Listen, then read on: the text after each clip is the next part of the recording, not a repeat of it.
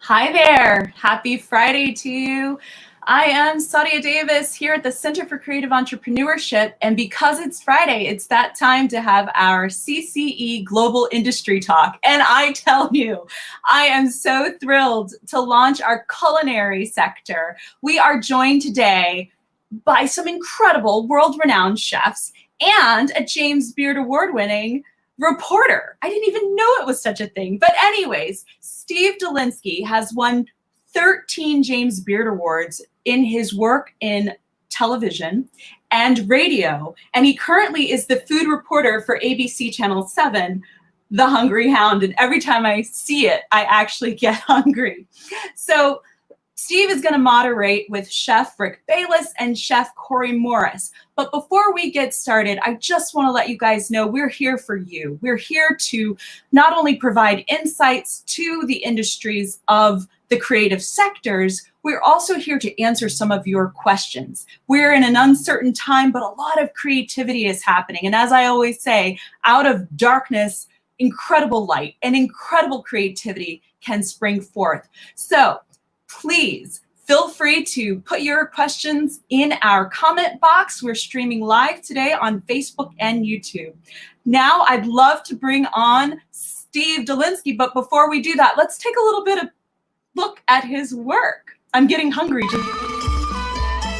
In Chicago, an excellent version is offered at Jin Thai in Edgewater, where the owners import a curry paste from Chiang Mai. My wife, she believed that she want to get away from the typical Thai menu as much as possible. You hardly can find khao soi in Chicago. Not too many Thai restaurants can do it. She begins by dissolving and heating that curry paste in several cups of coconut milk, adding some dark meat chicken, then Thai palm sugar and a few tablespoons each of fish sauce and dark soy. Her egg noodles are boiled for about a minute, engulfed in the chicken curry, topped with the requisite garnish of shallot, pickled greens, and lime. Then the crispy fried noodles last. Chili oil is offered alongside, but don't forget to mix before diving in. You gotta mix it up really good, so the taste of everything mixed together. In the sleepy Morton Grove strip mall, Sri Siam also makes a terrific khao soi. One of the owners happens to be from north of Chiang Mai. It's like you go to Chiang Mai, if you don't eat khao soi, it means that you're not in Chiang Mai. Curry paste and coconut milk are the foundation, along with salty fish sauce for balance. Boiled noodles go in first, then the rich curry. Finally, the fried noodles, serving as a sort of protective cap, which can then be topped with the usual garnishes. A good squeeze of lime and some vigorous mixing is all you need to do. Woods isn't that surprised the dish is showing up in more local Thai restaurants. Because it's so good. And it's actually, I think people are open up to try the new things. And it's become popular, I guess. That is so incredible, and I'm already getting hungry. I don't know about you. Let's bring up Steve Dolinsky.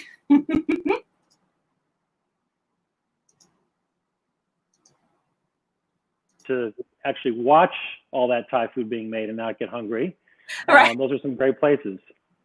Listen, we are so honored to have you. You know, we know what chefs do, but the fact that as a reporter, the amount of information and sheer knowledge that you have to have in your industry is remarkable. And I want to note something else, that you are also the co-creator of and host of the Feed podcast with Chef Rick Bayless that actually garnered a Beard Award. So for Best Podcast, that's really exciting. So please, by all means, take it away. This is for you to do for us today. Steve, thank you for moderating these two incredible chefs.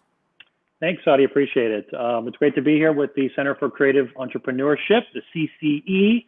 I know this is the premiere episode. We're talking about culinary, and so it's an honor to be here with the organization today. So we were just showing you some video of Thai food, and it's kind of interesting because when I've known Rick Bayless for, 25 years, I think, and we had a conversation many years ago about how nuanced and incredibly varied Thai food is, and he had said, had he been to Thailand as a young man instead of going through Mexico, his whole career might have turned out differently because he feels so strongly about that cuisine as well. But let's introduce our guests.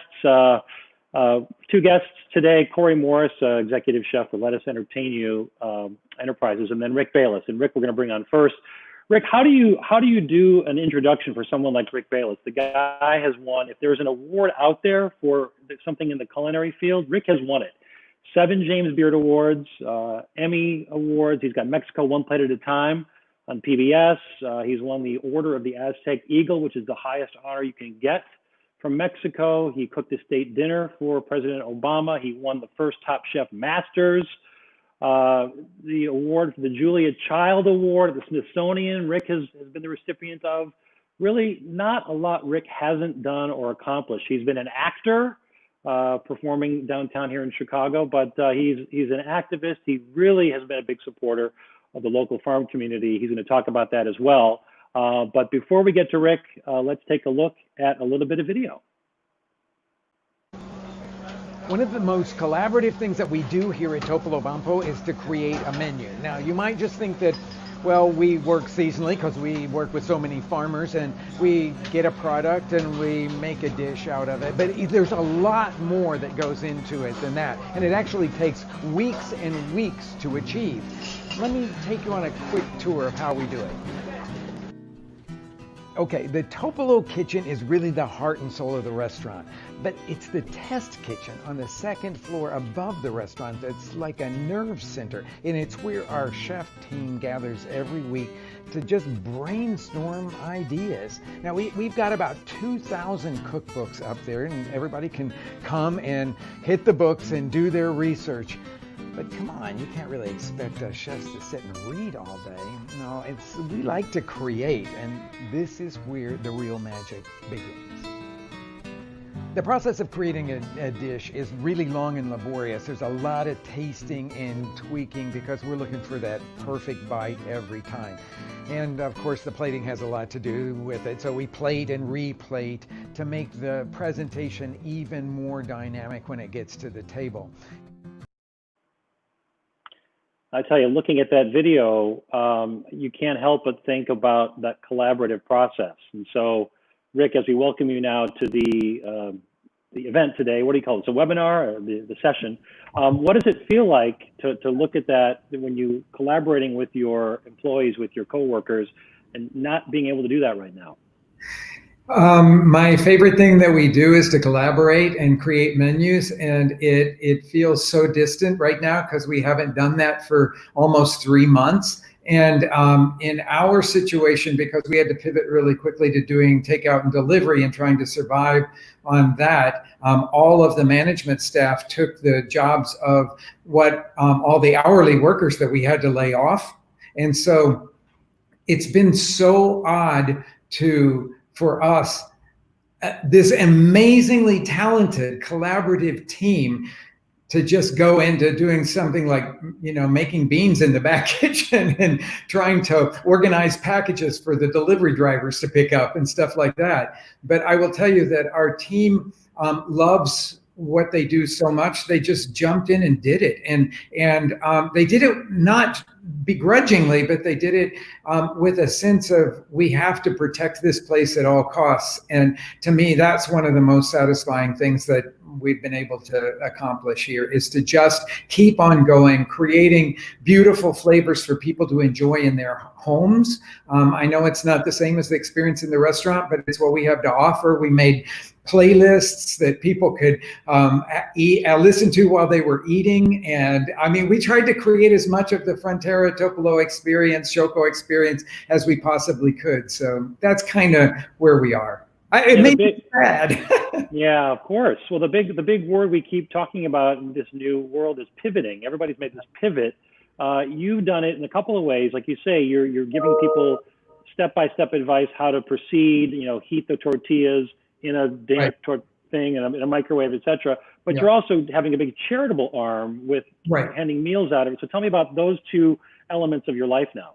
Well, right away, I think that most people just don't understand that our restaurant the people that we work with in our restaurants are some of the most vulnerable people in our society, and they don't have those big bank accounts that they can rely on to get them through the next 3 months without any work.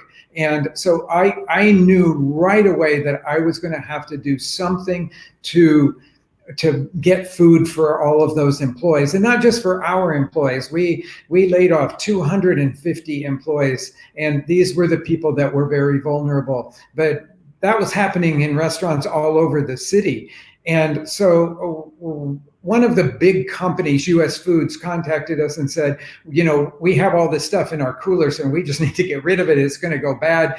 Do you think that you could motivate your employees to pack boxes of it, and they can take the boxes and we can deliver them to other restaurants? And that finally became a big project that we have been doing for the last 10 weeks now. And we have packed basically what would be 150,000 meals. And it allowed us, because we got an amazing charitable foundation, a family foundation, to underwrite this, we were able to support part of the supply chain, because we were able to give work to US Foods to supply all of this food and their drivers and so forth. And then we were able to hire 16 of our staff back to just do this project. And they came every Monday and every Thursday and packed these boxes. And it's very different than what you would get at a lot of the pantries and stuff, because we wanted a box of real food. We wanted nothing processed in that box. So we were able to give them everything from ground beef and chicken to beans and pasta and bread, and fresh broccoli, potatoes, carrots. We packed a box of 35 pounds, which would feed a family of 4 for about 3 days. So it was one of the most rewarding things that we did. And I will say that in the hospitality industry, we are all about taking care of people. And suddenly we couldn't take care of people. We're all about solving problems, because when there's a problem at a table, we know how to pivot really quickly and do that. And yes, we were able to pivot in our worlds and get the opportunity to do some takeout and delivery. But that's not got that really strong hospitality component to it.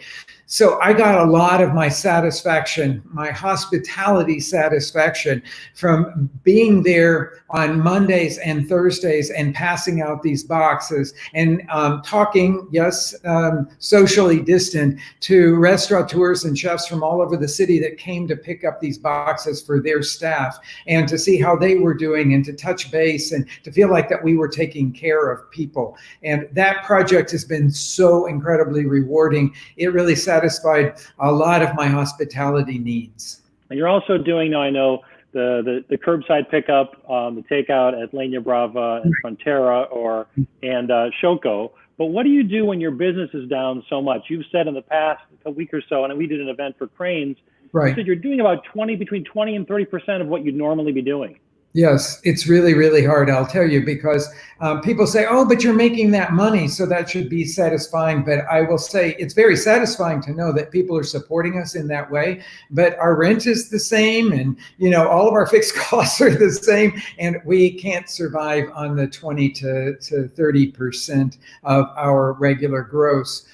And so now we're getting ready to open up for patio. We'll do that next Wednesday, and that allows us the opportunity to bring back more staff and hopefully be able to do more business. But we don't even know, how many people are going to feel safe. Yes, we're taking like crazy precautions to keep our staff and all of our guests safe. But who knows how many people are going to really be wanting to go out to eat. We're hoping that it's going to be a lot. We don't have very many patio seats. I mean, usually we can put 40 people on our patio, and now we're going to be able to put 20 people on our patio. But at the same time, at least it gives us something to work with. And I will tell you, I go back to this hospitality thing all the time, but when it was announced that we could open up on Wednesday for patio, the whole restaurant just erupted in this great cheer, because we like to take care of people. We like to create special experiences for people. And finally, we're going to be able to do that.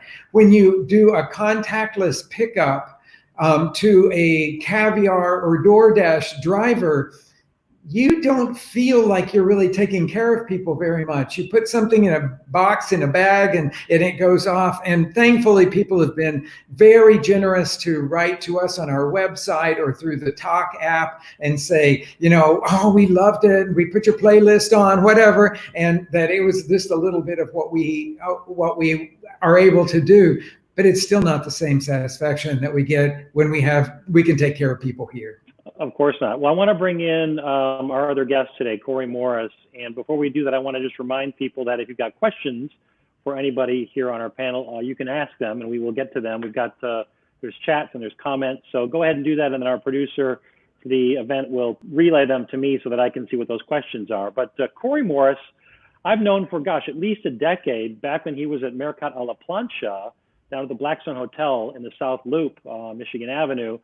Really immersing himself into Spanish cooking, Spanish cuisine. Of course, everybody knows about Jose Andres, and he's got a restaurant, Jaleo, coming to Chicago at some point. But before Jose Andres was coming to town, there was Mercat a la Plancha, and Corey worked there quite a bit. And then he also sort of left that restaurant group path and went on his own path and did his own place called Ronero in the West Loop. And now he is with Let Us Entertain You, of course, one of the largest privately held restaurant groups in the country. Started and based here in Chicago from Rich Melman. His kids are now running that business. Corey joins us now. He was up until about a month and a half ago or 2 months ago when Nacional 27 was up and running, and now I guess they're closed. And so, Corey, you are now working with a different element of Lettuce. Why don't you explain that? Yeah, I'm really excited to tell you what we're working with. What we're doing now is I'm the chef of the Lettuce Deliveries. And what we have are, some people call them ghost kitchens. We're basically doing a delivery-only concept where right now we have three different restaurants that we operate out of an existing restaurant, curry restaurant called Padma's Curry, Whole30 Delivered, which is one of the lifestyle eating choices that people are doing. And then we do a sushi pop-up 4 days a week with Naoki Sushi, where Naoki's rolling the sushi every day. We had another restaurant in Lincoln's Park that did close down a little while ago, so we're excited to bring that back. And what we're doing is inside of a kitchen within a kitchen, we have these three concepts, delivery only. And we even launched a virtual food hall where you can order all three on the same order. So if somebody wanted curry and somebody wanted sushi and somebody was, on this Whole30 eating lifestyle, they could get our turkey burger or something like that. So consolidated all of what we're doing and running it as efficiently as we think we can. Do you have three different teams there, or are you overseeing all three of those? Because do you have that kind of knowledge about curry and Japanese as well? Yeah, I've done the Whole30 myself, which is really great. Curry was something new to me. We have a small team. There's like 3 or 4 of us at any given time.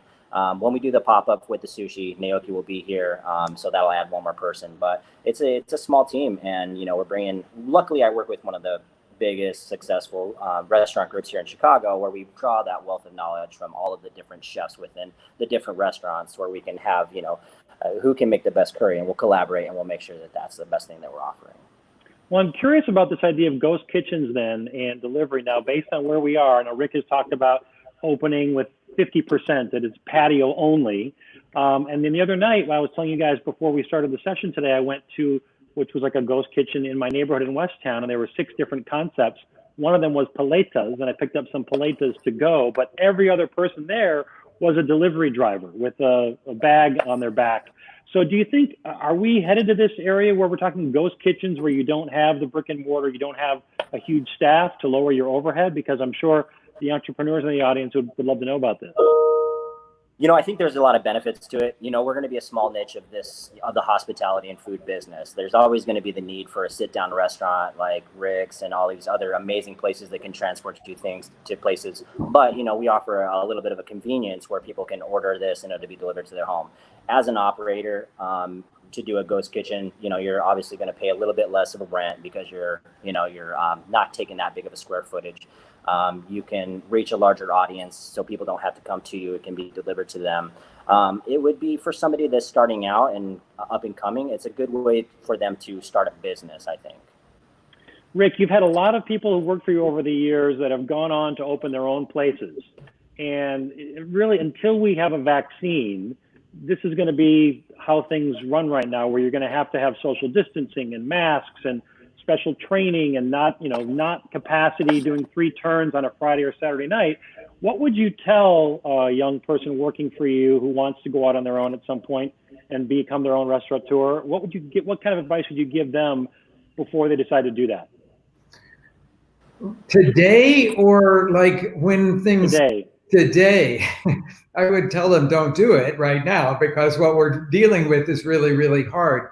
But I think that what everybody, and I'm sure Corey would agree with this, right now and until we get a vaccine, a lot of stuff is going to be to go, because people are just not going to be going out that much. And so if we can be 50% capacity or something on the inside and take nice care of those people that come to us, and it's safe for us and it's safe for all of our staff, then we have to have a really robust takeout business as well. And so we are working to figure out how we can do that balance within the restaurants that we have now, because we can't pick them up and move them to a place that has cheaper rent. But I would say to anybody that is interested in getting into the restaurant business now, you have to have a menu that works really well on takeout, not just like super high-end, elaborately plated places. I'm not sure that works the best for takeout. I know that Alinea has had a really great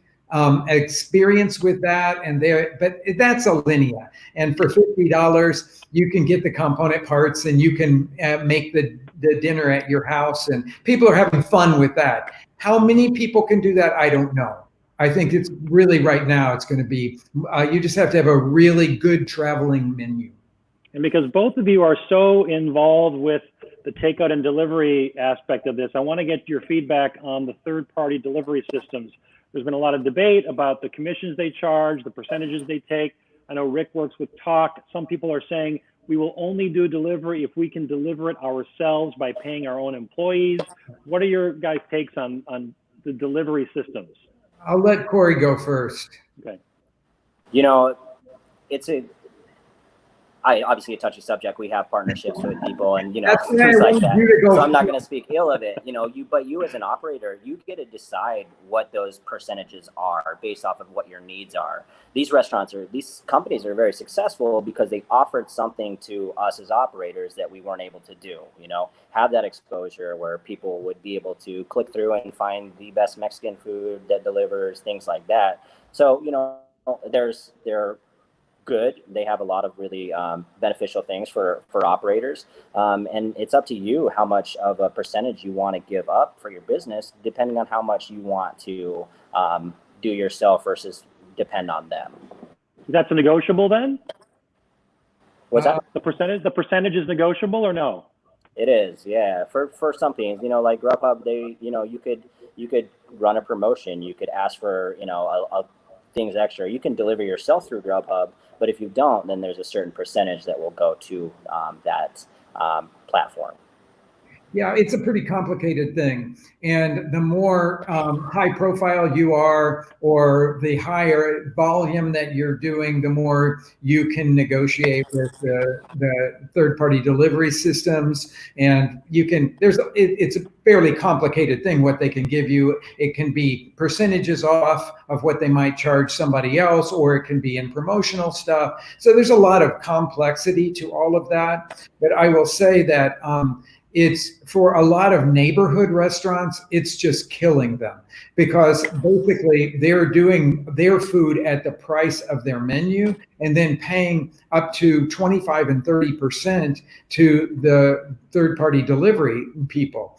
And the third-party delivery people are sort of making out like bandits in a lot of that. So our city council, of course, here in Chicago has just passed an ordinance where when you get your itemized receipt, it has to say what percentage went to the third-party delivery system. And that, I think, is our first step. But there's also some interest in our aldermen to actually put a cap on it. Now, some people don't do it that way. I mean, some people add the third-party delivery fee to their menu price. And that's actually what we do, because we can't afford to take a 25 or 30% cut in the cost of the thing. I mean, we wouldn't have any money. Like every thing that went out, we would be actually losing money on. So we don't do it. And the other issue is that the third-party folks are not your employees. So they're representing your restaurant. They're delivering your handiwork to someone, but they have no connection to you whatsoever. So there's this fear of maybe they're not going to, I don't know, be kind, be generous, be hospitable, be warm and welcoming as much as you can in a delivery transaction. I'm guessing most of it is just, hey, I left it at the front door, goodbye. It is, and sometimes they show up an hour late and they've made a whole bunch of other stops, and and the food is all cold and it was supposed to have been there a while back, and they jostled it around and that sort of stuff. And so we, of course, are the ones that people will address. They won't address the delivery companies. They will say, what we got from you was terrible. So that may be our fault or it may not be our fault, but it's one of the struggles. And then to go to what you said before about having your own deliveries, I mean, Lettuce could do that because they're a big company, and they're concentrated a lot of their restaurants here where our restaurants are in River North. But I will say that that's a very expensive proposition to have your own drivers. And it was something that we investigated because it would be an opportunity for us to take some of our front house staff that we can't give any kind of work to right now and turn them into delivery drivers. But it became a lot more complicated. And so we haven't pivoted, I'll use that word again, we haven't pivoted to that yet, but it's certainly something that's on our radar screen, and it's something that we would really like to be able to do. Now we've heard about, okay, so you mentioned the high commissions, which we've all heard about food prices going up, and now I just read last week, Lettuce has instituted a 4% COVID-19 surcharge. Are we gonna be seeing more restaurants adding a 2, 3, 4% surcharge cover the extra expenses? I mean, are you guys you finding that expenses have been going up that much? I think the operating costs for this style, or with everybody going, the packaging costs on a lot of these things are pretty exorbitant, and that's a cost that we're worried about, and so it goes up. We're not using the same plates and silverware and being able to wash those, and we're doing whatever we can to make sure that we're packaging everything as nice and safe as possible. So, like I said, that's another cost that we're incurring as a business. I'll just add to that with some numbers, because we did this study that, and it's kind of in line with what Lettuce Entertain You is putting onto the checks, but we usually spend about 1% of our gross income for plates and napkins and silverware and glassware. And right now we're running at 5% on packaging, the goods to package all the stuff for takeout and delivery. Yeah, I'm not surprised. I did the Alinea 15th anniversary dinner for our daughter's graduation. And while I thought, $50 a head seemed like a good deal, we had lots of food, the packaging, even though they were reusable delis, and I could reuse a lot of those delis, there's a lot of packaging, a lot of mise en place in little containers. And so I don't know how sustainable that is for restaurants to keep. If you've got to pack your tortillas and your mole and your onions and your cilantro and your avocado, and that's a lot of stuff, right? It's a lot of stuff. And, I'm super into environmental stuff. And at one point we've never done takeout from Frontera before, simply because I just can't stand all the packaging. But we've always done some takeout from Shoko because it's sandwiches and it's easy to do. And when we started doing the takeout for Shoko, we chose all environmentally safe stuff. So compostable containers and all that. And yes, they cost a little bit more. So of course we had to do the same thing when we went to doing the takeout for Frontera. And I will tell you that there are so many plastic containers, not from our places, but from the places that I order from, that are being thrown into the environment right now, that I am super worried about what's going to go to the landfill, because I don't think anybody can reuse that many of those containers. All right, we're going to shift gears here. I've got a question asking something about the old days, the sort of pre-COVID culinary world, which was sort of the sport in culinary, the competition. You guys have both been involved in culinary competitions. I can't see those happening again for some time, but maybe you could talk a bit about how one would prepare for something like that and what that does in terms of bringing experience to the game, and then maybe does it translate into business down the road? And we'll start with Rick, because you've done so many things with the Top Chef Masters, etc. And I know Corey's done stuff with Bobby Flay, but Rick, we'll start with you. Okay, I will just say that the thing that you can do to prepare yourself for any of those kind of competitions is pretty much just to cook all the time and to cook everything.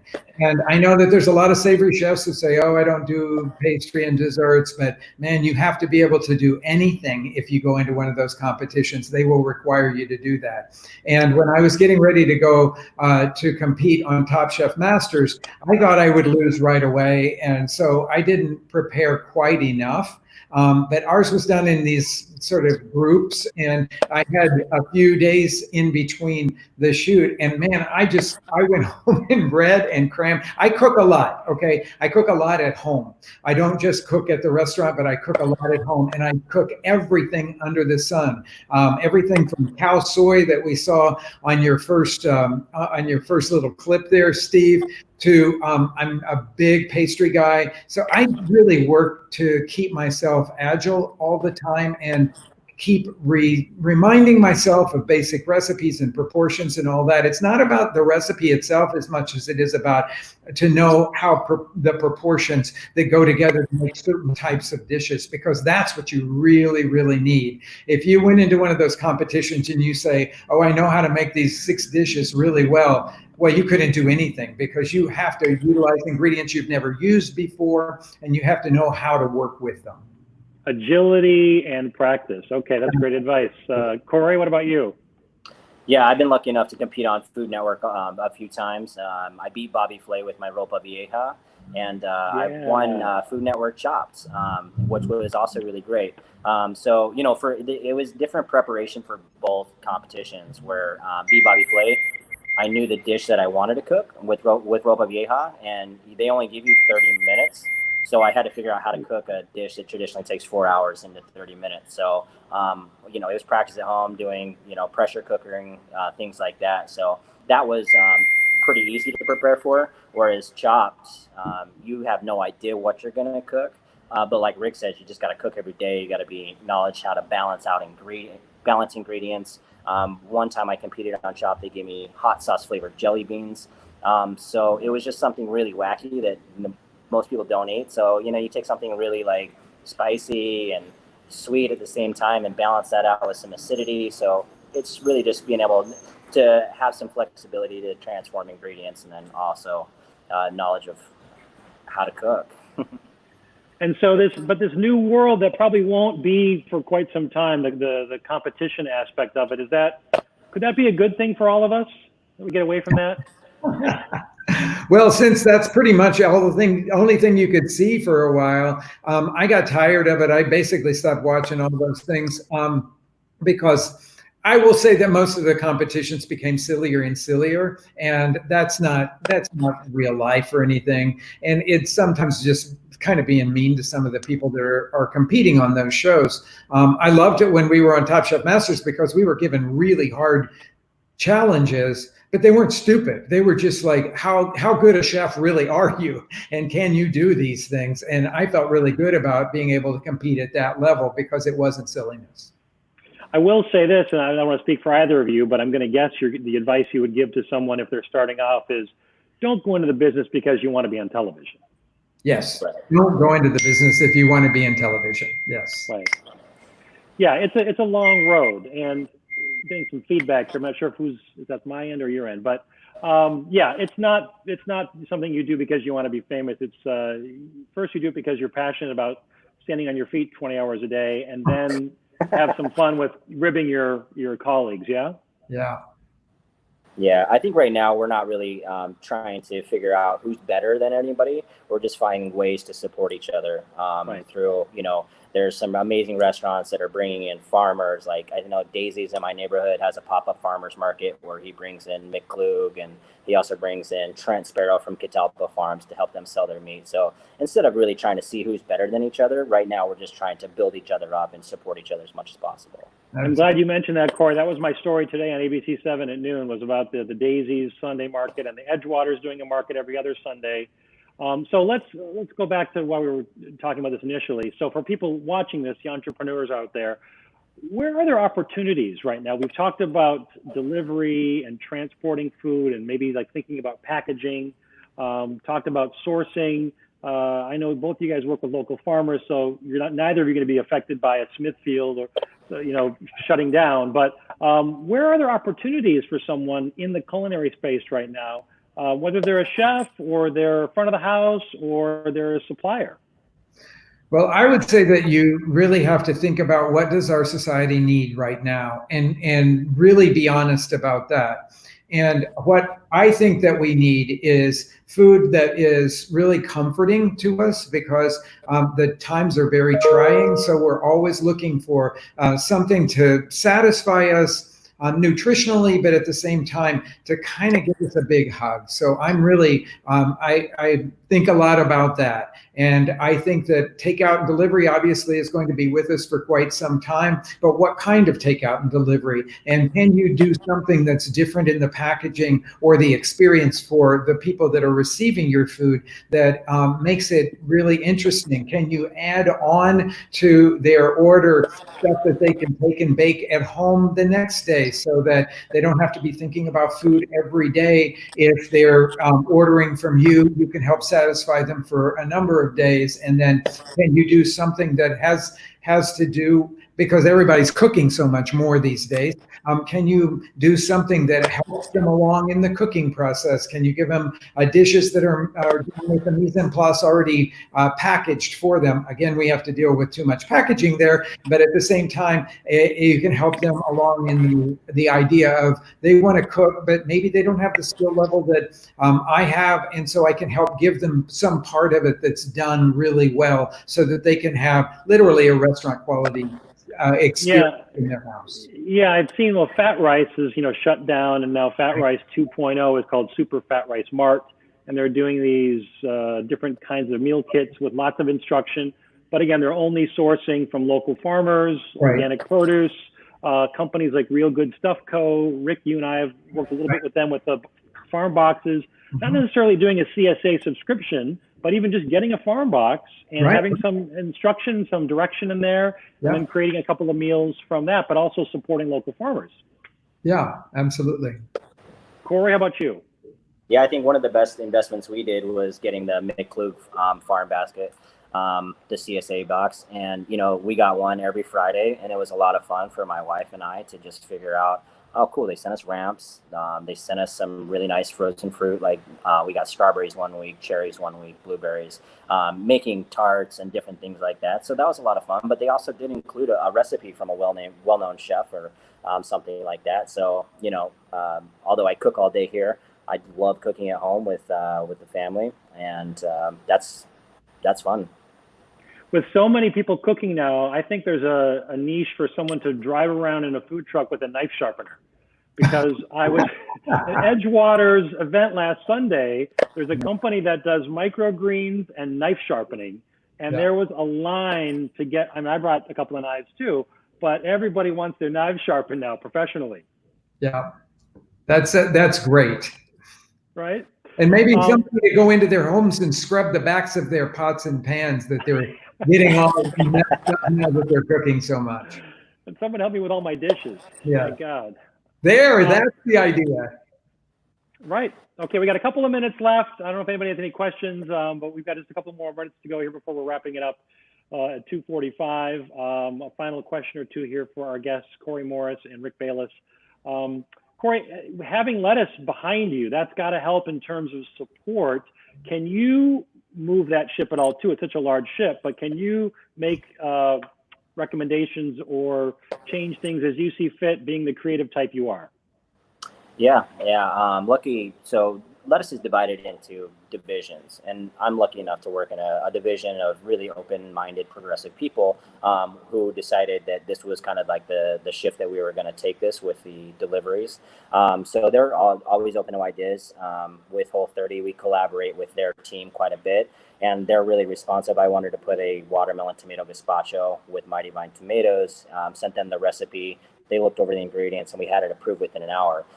So we're developing recipes just like we normally would in restaurants, and that's been a lot of fun to keep that progression going because, part of my drive is the creativity and evolution of what we're doing. So I've been able to check that box, and it's been really wonderful. I need you to also talk, Corey, about your work with the Impact Culinary Training School that Rick founded. Somebody had a question or a comment about that. Yeah, the Impact Culinary School, Rick, that's amazing. The hatchery, the whole system over there was really great. And that was headed up by Janine, which was really neat. She was the chef instructor there and invited me in to go in, and I showed everyone how to do some dry roasting and empanadas and some doughs. That was a lot of fun. The kids were really, really excited to be taught, and it was a blast.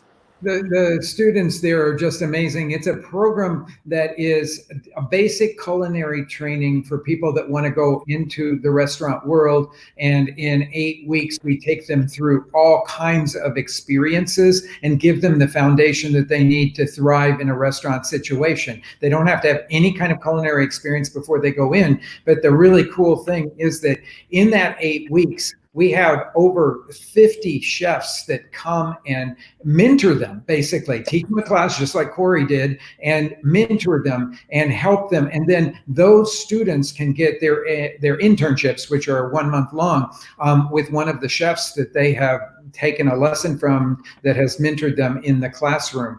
And it's really focused on West Side. The hatchery is at Kedzie and Lake. Really, it's in East Garfield. And so we are really looking to recruit from the neighborhoods there, and we've been very successful in that. We've gone through 2 cohorts now and been amazed. It's basically these kids have very few opportunities and amazing talent and drive, and so it's really remarkable.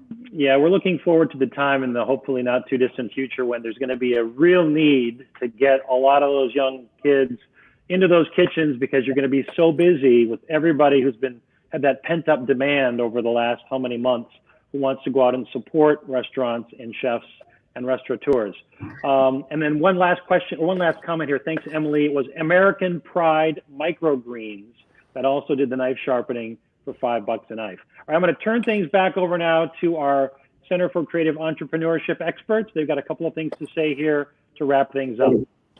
Thank you so much, Steve Dolinsky, for expertly moderating our 2 celebrated chefs. And I just want to, note that really this means a lot, because several things were covered that really can speak to those who are in the industry total, right? Who are successful in the industry and who are trying to find their agility and make these immediate pivots, but also to those emerging individuals in the culinary arts. I have to say my heart feels so good because Chef Bayless talked about the authenticness of being able to have the hospitality, right? And how do we bridge that connection in this time where so many of us are socially distancing for our safety? So I love the fact that you created a playlist. Is there a way that we can find that playlist on Facebook or anywhere if we're not picking up food? Let's see. Well, if you just go to Spotify and put Rick Bayless in there, yeah, you'll find my playlists. That's so cool. Awesome. But and it's things like that, right? That finding that innovation. And I think even with Chef Morris, talking about how Lettuce Entertainment has created this ability to, get restaurants still delivering. But at the same time, I'm that person who's like, if my food is jiggled a little too much and if the sauce is leaking over, I'm like, hey, but I will say I will have more patience now because we understand. Thank you. Yeah, absolutely. One other thing that I think is important for our entrepreneurs out there, key things were flexibility, agility, yes, of course, pivoting. That's our new word of the season. but also working with our local farmers. I myself am a grower and love growing and getting my hands in the soil. I think it's a great thing to do with your family, keep everybody engaged, find ways to do it outside or even in a garden box in your window seal. So I think we've touched on a lot of great aspects of how to stay motivated and encourage our culinary entrepreneurs along the way. Does anybody have any other things you'd like to say? I think we covered a lot. We hope to have our pizza tours back up in July. By the way, Pizza City, USA. Good. Yeah, I'm getting square pizzas. I saw that on today's Hungry Hound. One of them is in the hatchery, actually. 5 Squared is in the hatchery. Is that right? I didn't know that. Oh, they're doing Detroit-style pizzas in there. Yeah. Yeah. Oh man, now I got to go over there and get the Detroit-style pizza. Yes. Every Friday. Cool. Speaking of the hatchery, thank you, Chef Bayless, for bringing it up, because the hatchery is one of the incubators of.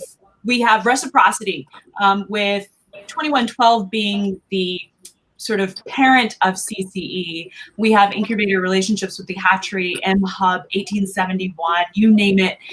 We definitely work together. So keep doing the great work that you're doing. And thank you for staying motivated in this time and delivering wonderful, delectable delights to us, because it really is a hug. And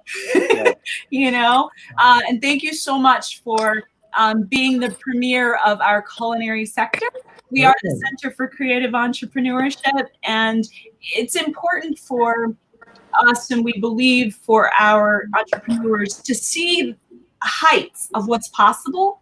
We will always show emerging, but it's also great to hear from leaders like you, because not only are you leaders in the work that you do, you're literally creating a legacy that will last for generations. And oh, by the way, Rick, you've got a lot of books out there. I think, are there 8?